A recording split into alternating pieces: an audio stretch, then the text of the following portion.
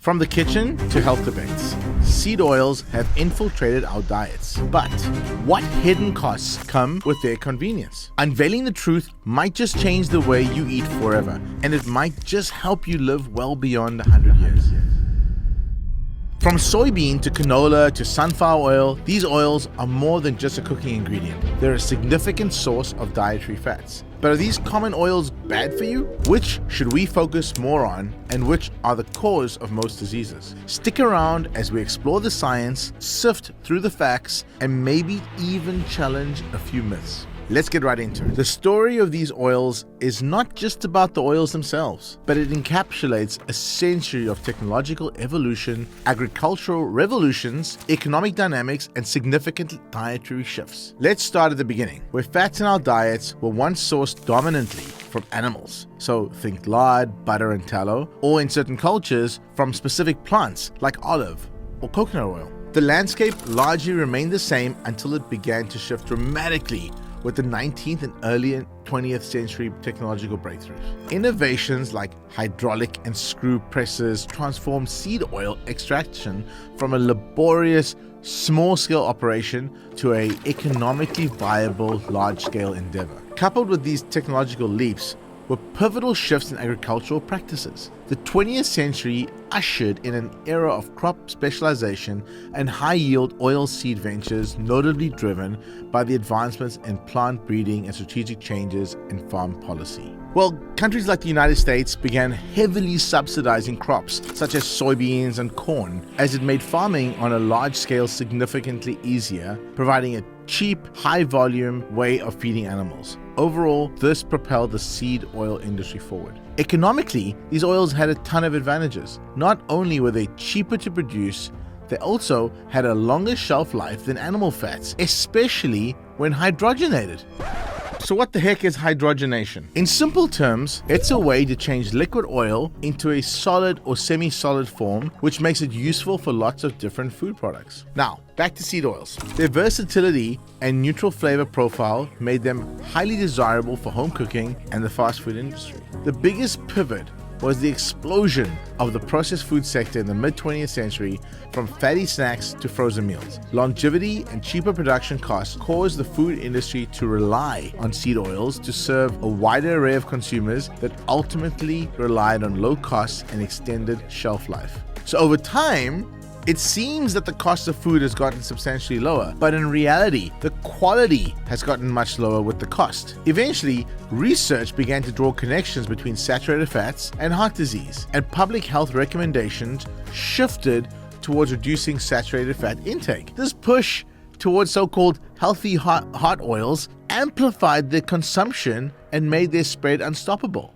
Turning our attention to the health implications of seed oils, we find ourselves navigating a complex and nuanced debate regarding the long-term health effects. For starters, a critical concern is the omega-6 polyunsaturated fatty acid, also known as PUFAs, that seed oils are rich in. These fats are essential, meaning our body cannot synthesize them and they must be ingested through our diet. Omega-6 fatty acids influence the body's inflammatory pathways. They can lead to the production of eicosanoids. What the heck are eicosanoids? Which signals molecules in our body to trigger chronic inflammation. This chronic inflammation is a root cause of numerous health issues, including heart disease, diabetes, and arthritis. The omega-6 rich oils also have links to cardiovascular disease, obesity, metabolic syndrome, and even cancer, though the evidence necessitates further research. Even though your body needs omega-6s, it can produce it in small quantities, and you do not need as many omega-6s as is currently in our diet. The processing of these seed oils can also introduce trans fats and oxidation products, which are notorious for worsening cholesterol profiles, oxidative stress, and cellular damage. However, the crux of the debate lies in the balance between omega-6 and omega-3 fatty acids, a balance that leans towards omega-6 in Western diets. But why does maintaining a balance matter? Historically, human diets likely featured a balanced omega-6 omega-3 ratio closer to 1:1. Today, this ratio in the Western diet has dramatically shifted to between 15:1 and 20:1. If we promote too much information but do not counterbalance this with anti-inflammatories like omega-3s, the body cannot implement proper immune responses. To address imbalances, dietary strategies are key.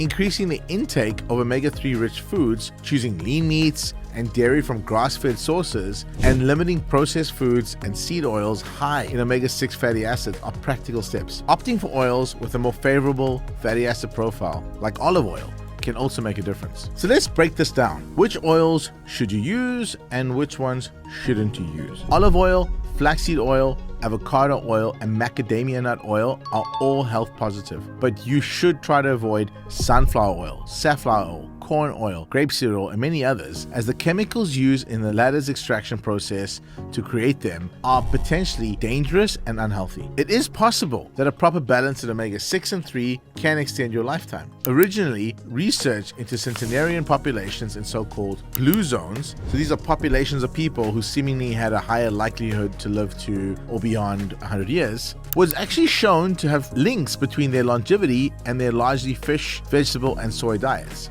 For example, the traditional diet in Okinawa has long been hailed as the gold standard for longevity. However, recent scrutiny has shown this to be a very small sample size and has also called into question the validity or the record keeping on these centenarian individuals themselves as well.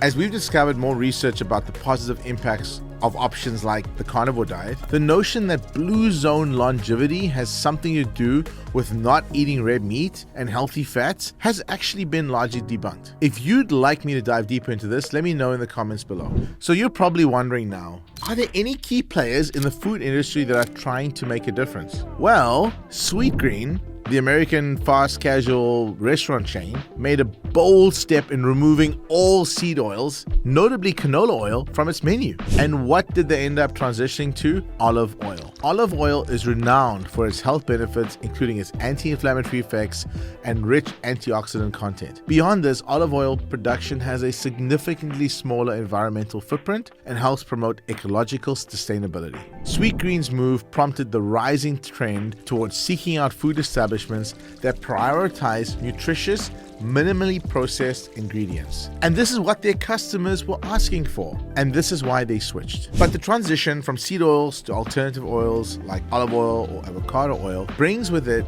its own set of challenges, including higher costs and supply chain adjustments. So what does the future look like for mass consumption and the production of seed oils? A massive re-evaluation of dietary fats is underway, with emerging trends suggesting a move towards a more refined understanding of the health effects of various fats. Future dietary guidelines may offer more granular recommendations, considering the sources, processing methods, and their roles within the diet. But alongside this, the emphasis on whole food sources of fat over processed alternatives is absolutely gaining momentum. Personalized nutrition also stands out as a frontier with immense potential, leveraging advances in genomics and biotechnology. This could revolutionize our approach to fats, allowing for recommendations that optimize the balance of omega-3 and omega-6 fatty acids for each person's unique genetic makeup and health status. The rise of plant-based diets is yet another trend with significant implications for perceptions of fats. As more people adopt plant-based eating for health, environmental,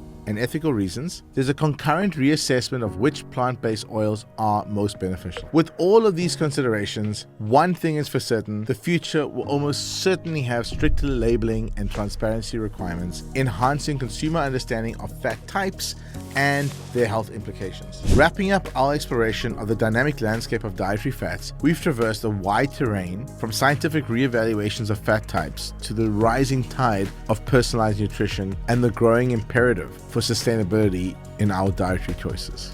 One thing is very clear: looking back, we must start prioritizing whole food sources of fats, seeking balance in your intake of omega-3 and omega-6 fatty acids, and considering the broader implications of our food choices. So, what do you do with this information, and what steps can you take today to improve your omega profiles? Optimizing the ratio of your omega-6 to 3 is critical. I recommend you get an omega panel to test your levels. Ratio below 5:1 are what we are looking for, but just to be clear, this isn't health advice. It's just what I found to work for me and has been supported by research. Speak to your doctor and get informed. Eat natural and organic foods. Prep more meals at home and choose your cooking oils wisely. My favorite is avocado oil for heating up and olive oil when cold. So, how do you navigate the complexities of dietary fats in your own life? What challenges and successes have you personally encountered in striving for a healthier and more sustainable diet? Let me know in the comments below. If you found value in our discussion today, I encourage you to like this video, share it with someone who should see it, and please subscribe to our channel. Don't forget to hit the notification bell too so you never miss an update. Thank you for watching, and now make sure to check out our other video on the effects the carnivore diet had for me up on the screen right now.